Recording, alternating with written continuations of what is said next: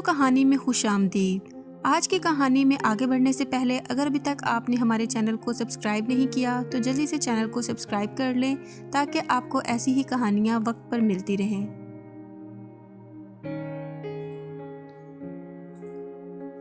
شادی کی پہلی رات میں ہاتھ میں دودھ کا گلاس لیے اور سر کو جھکائے بیڈ روم میں داخل ہوئی۔ مجھے اس بات کا ذرا بھی اندازہ نہیں تھا کہ مجھے بڑا دھچکا لگنے والا ہے۔ میرے کمرے میں داخل ہونے سے پہلے ہی وہ سو چکا تھا۔ 33 سال کی عمر تک میں کنواری رہی۔ اپنے شوہر کے ایسا کرنے سے مجھے یوں محسوس ہوا کہ میرے شوہر نے میرے پورے وجود کو مسترد کر دیا ہے۔ نہ صرف کالج بلکہ دفتر میں بھی میں نے بہت سے لڑکوں اور لڑکیوں کے درمیان گہری محبت دیکھی تھی۔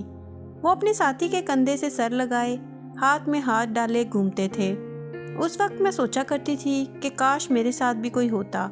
کیا مجھے ایسے کسی ساتھی کی تمنا نہیں کرنی چاہیے تھی؟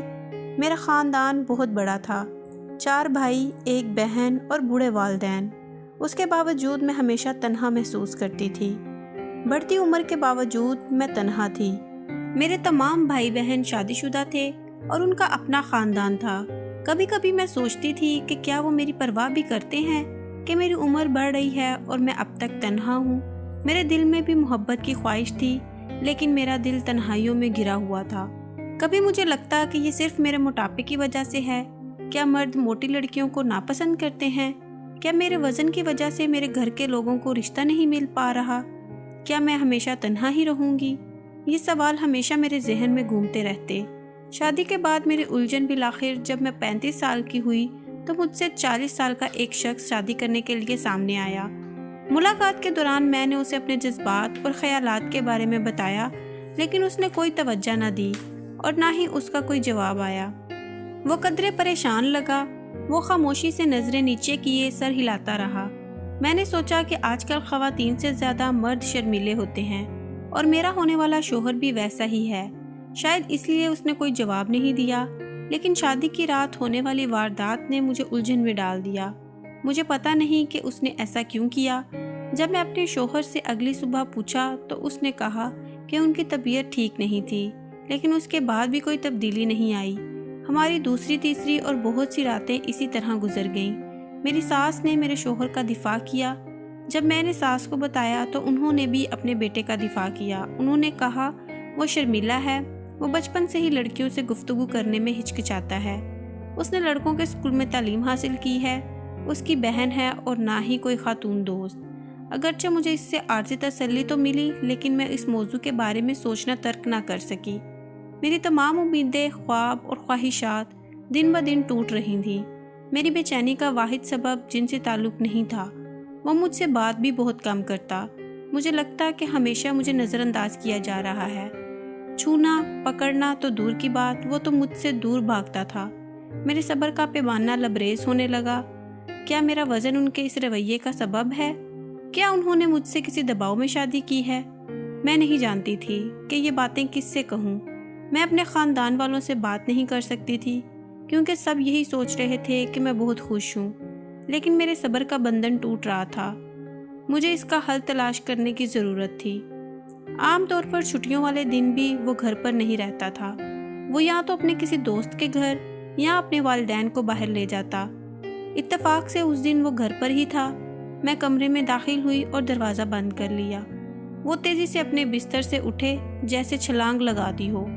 میں ان کے پاس گئی اور پیار سے پوچھا، کیا تم مجھے پسند نہیں کرتے ہو؟ آپ نے ابھی تک مجھے اپنے جذبات کے بارے میں بھی نہیں بتایا، پھر آپ کا کیا مسئلہ ہے؟ انہوں نے جواب دیا، مجھے کوئی مسئلہ نہیں ہے۔ جب مجھے پتہ چلا، جب انہوں نے یہ کہا تو میں نے سوچا کہ یہ ان کے قریب جانے اور انہیں اپنی طرف متوجہ کرنے کا ایک موقع ہے۔ میں نے ان کے ساتھ جسمانی چھیڑ چھاڑ شروع کر دی۔ میں نے سوچا ان پر کوئی اثر پڑے گا، لیکن وہ متاثر نہیں ہوئے۔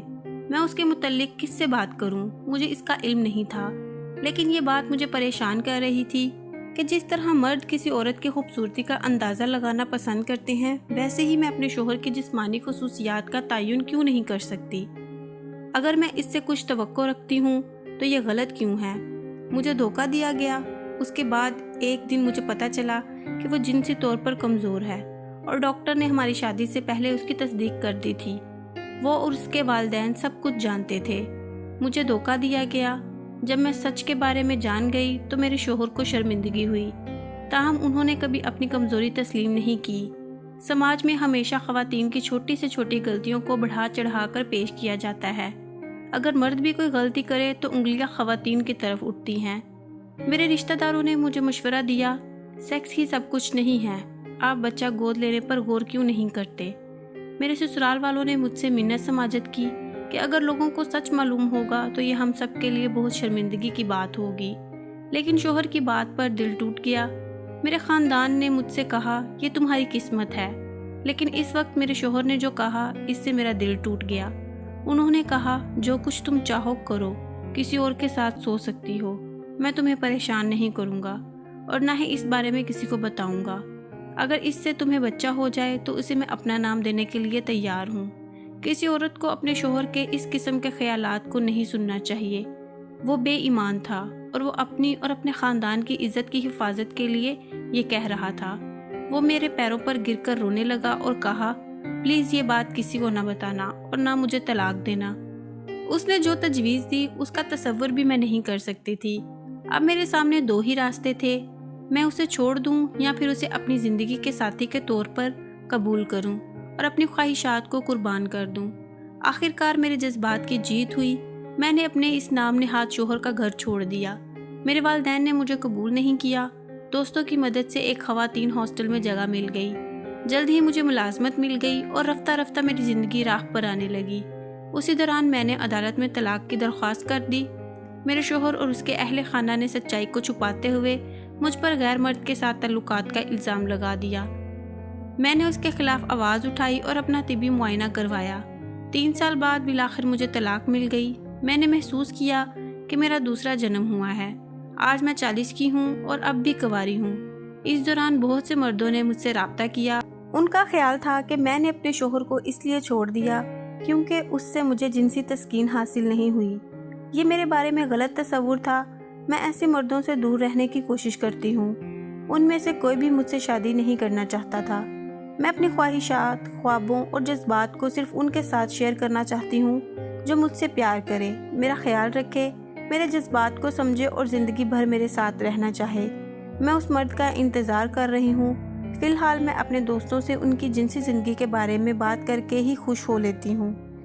بہرحال ایسے لوگوں کی کوئی کمی نہیں ہے جو میرے بارے میں سیکس کے تعلق سے سوچتے ہیں۔ میرا خیال ہے کہ ایسے لوگ خواتین کو بے جان شے سمجھتے ہیں، جبکہ خواتین بھی بہت حساس ہوتی ہیں اور ان میں بھی جذبات ہوتے ہیں۔